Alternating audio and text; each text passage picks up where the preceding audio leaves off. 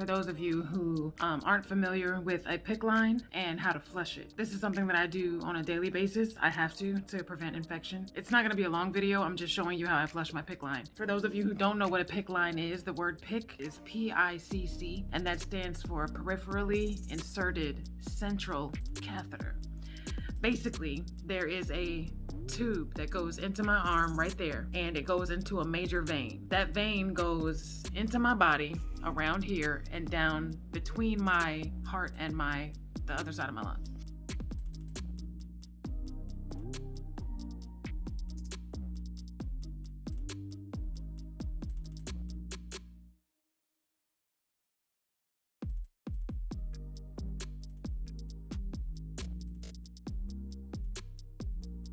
What they've done is they've connected the end of the catheter, which is this part right here.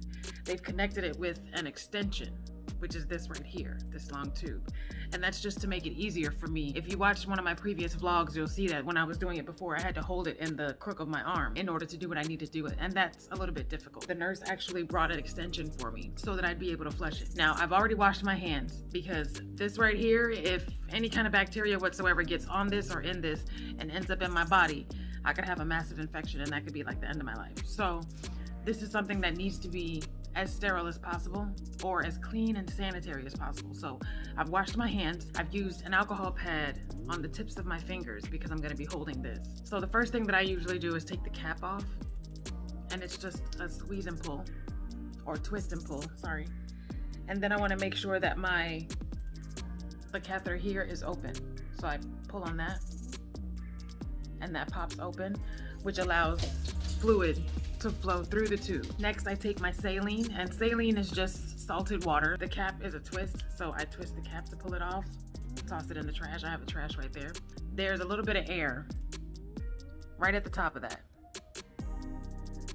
So normally what I do is I give it a tiny squeeze, as tiny as I can, because sometimes it's not that easy, just to get the air out.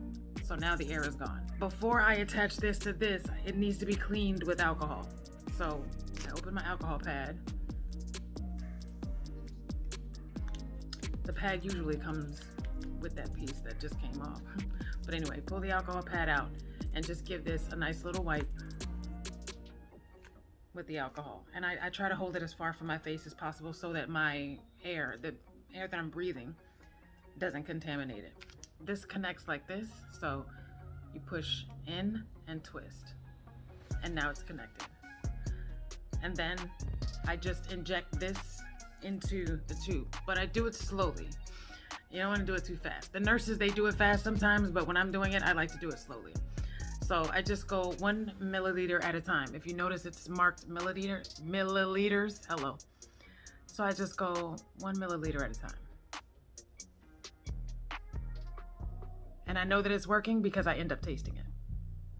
If you're ever in the hospital and they inject saline into your IV or whatever, you usually have this really, odd kind of taste in your mouth. That's the saline going into your bloodstream. So this is going directly into my bloodstream. And I just take my time and push it in. Okay. When it's empty, I unscrew it, toss that. And then I put my cap on. This is another cap.